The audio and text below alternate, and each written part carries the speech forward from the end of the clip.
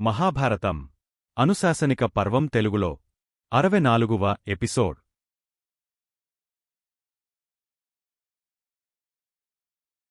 రాక్షస వివాహం అంటే ఎవరికీ తెలియకుండా, ఎవరికీ చెప్పకుండా దొంగతనంగా కన్యకామణిని ఎత్తుకెళ్లి బలత్కారంగా ఇష్టంలేని యువతితో వివాహం చేసుకోవటం రాక్షస వివాహం. ఈ 4 వివాహాలలో బ్రాహ్మీ వివాహమే గొప్పది. ధర్మరాజా, ఇక స్త్రీలు పాటించకూడని విషయాలను వివరిస్తాను. వివాహిత స్త్రీ ఎప్పుడు పరిశుభ్రంగా ఉండాలి. భర్తకు అంగీకారం కాని అలంకరణలు చేసుకునరాదు, తలవెంట్రుకలు కత్తిరించుకోరాదు, భర్తకు ఎదురుగా కూర్చుని తలదువుకోరాదు, తిరుగుతూ తలదువుకోరాదు, ఏకాంనంగానైనా ఇతరుల ఇండ్ల వెంబడి తిరగకూడదు, భర్తకన్నా ముందుగా భుజించకూడదు, ఉత్తమ గృహిణి భర్తకంటే ముందుగా మేల్కొనాలి, సూర్యోదయానికి ముందుగానే కలాపిచల్లి ముగ్గువేయాలి, ఇతరుల సంపదను సుఖాలను చూచి భర్తను హీనంగా మాట్లాడరాదు, పుట్టింటి గొప్పదనాలు అత్తవారింట్లో, అత్తగారింటి చెడు విషయాలు పుట్టింట్లో చెప్పకూడదు, భర్తకు తరపు బంధువులను గౌరవంగా చూడాలి, అతిథులు వచ్చినప్పుడు ఆదరణ చూపాలి, పొగడ్తలకు పొంగపోయి ఇంటి వస్తువులు ఇతరులకు ఇవ్వకూడదు, భర్తకు తెలియకుండా అప్పులు చేయకూడదు, భర్తను చేతగానివానిగా తనను గొప్పదానినిగా మాట్లాడేవారి దగ్గర జాగ్రత్తగా ఉండాలి, ఇంటి కష్టసుఖాలు ఇరుగుపొరుగులతో చెప్పరాదు, కన్నబిడ్డల ముందు భర్తను హీనంగా మాట్లాడరాదు. బిడ్డల పెంపకపు బాధ్యత తల్లిదే కాబట్టి బిడ్డలను గొప్పవారుగా ఆదర్శవంతులుగా తీర్చవలసిన బాధ్యత తల్లిదే.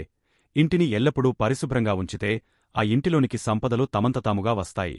స్త్రీలకు అలంకరణ వ్యామోహం సహజమే అయినా విపరీతంగా ఉండకూడదు.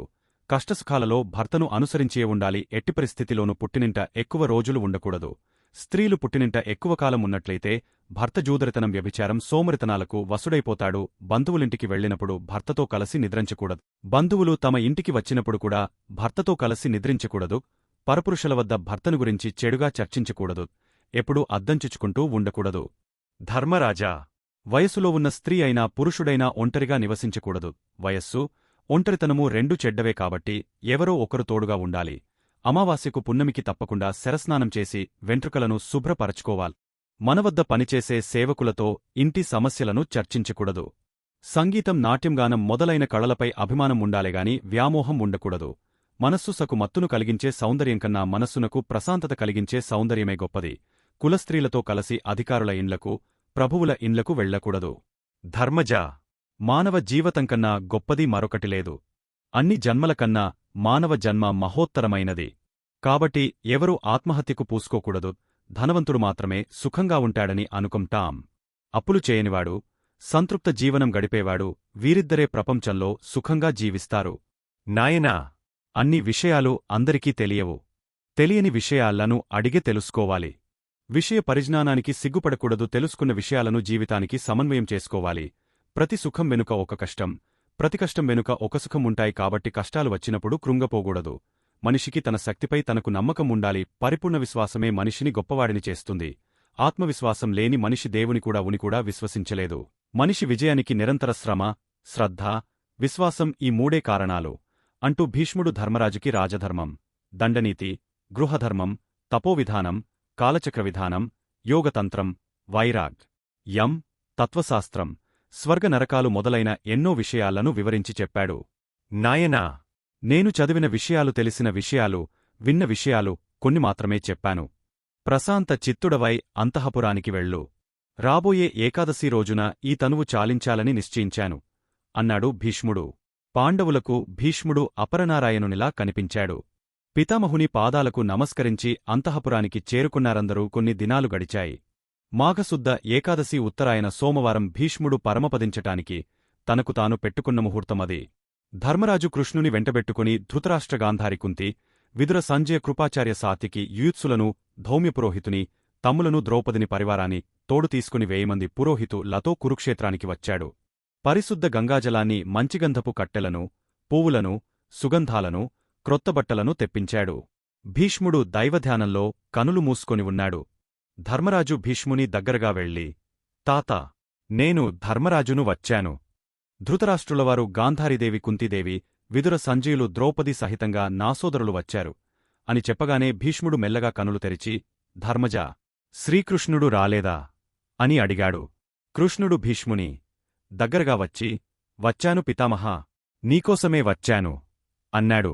భీష్ముడు ధృతరాష్ట్రుని దగ్గరగా పిలిపించుకుని, నాయనా, దుర్యోధనాదులు పోయారని దుంహకించకు.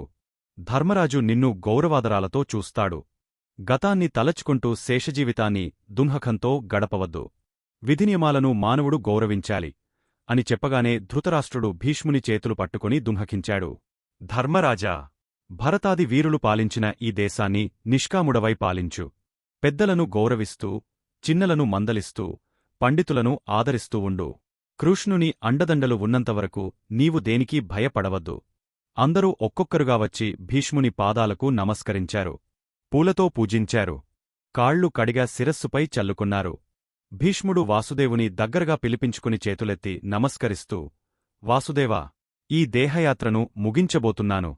నాకు అనుమతిని ప్రసాదించు. తండ్రి! బ్రహ్మచారిణి! భార్యా బిడ్డలు లేనివాడను. నాకు నీవే దిక్కు. ఆయుధాన్ని ధరించకుండానే వీరాధి వీరులందరినీ గడగడలాడించావు. దుష్టసంహారం చేశావు. కృష్ణా! నీచేత కురుక్షేత్రంలో ఆయుధం పట్టించి నందులకు నామీద కినుకలేదు కదా. నా వీరత్వ ప్రదర్శనకు ఆ విధంగా చేశానే తప్ప నీమీద నాకు అల్పభావం లేదు తండ్రి. కృష్ణుని వేడుకున్నాడు భీష్ముడు. మహావీరుడా! పవిత్ర గంగాదేవికి పుత్రుడవై పుట్టి సర్వశాస్త్రపండి తుడవై మృత్యుదేవతను నీబంటుగా చేసుకొన్నావు.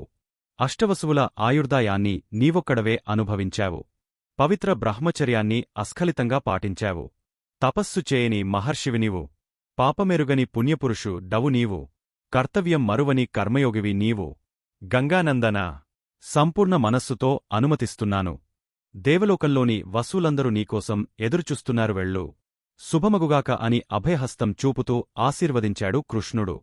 భీష్ముని పంచప్రాణాలు ఒక్కొక్కటిగా దేహాన్ని విడిచి వెళుతుంటే అంతవరకు శరీరానికి గ్రుచ్చుకుని ఉన్న బాణాలు దేహనుండి పూలురాలినట్లుగా రాలిపోయాయి.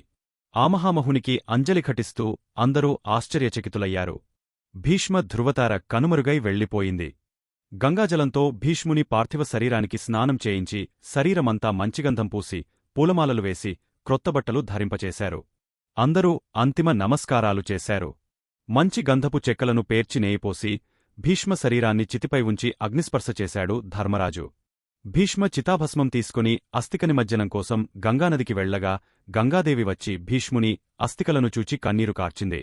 అంతలో వ్యాసమహర్షి అక్కడకు వచ్చి ఆమెను శాంతింపచేశాడు. గంగాదేవి భీష్మ అస్థికలను తనలో కలుపుకుంటూ ముందుకు సాగింది. అందరూ మౌనంగా అంతఃపురానికి దారితీశారు. తరువాత ఏం జరుగుతుంది అనేది నెక్స్ట్ వీడియోలో చూద్దాం. మా వీడియో మీకు నచ్చినట్టు అయితే లైక్ చేయండి, షేర్ చేయండి, కామెంట్ చేయండి. ముఖ్యంగా సబ్స్క్రైబ్ చేసుకోవడం మరచిపోకండి. మీ సలహాలు సూచనలు ఏమైనా ఉంటే కామెంట్ చేయండి. సోషల్ మీడియాలో ఫాలో అవ్వండి.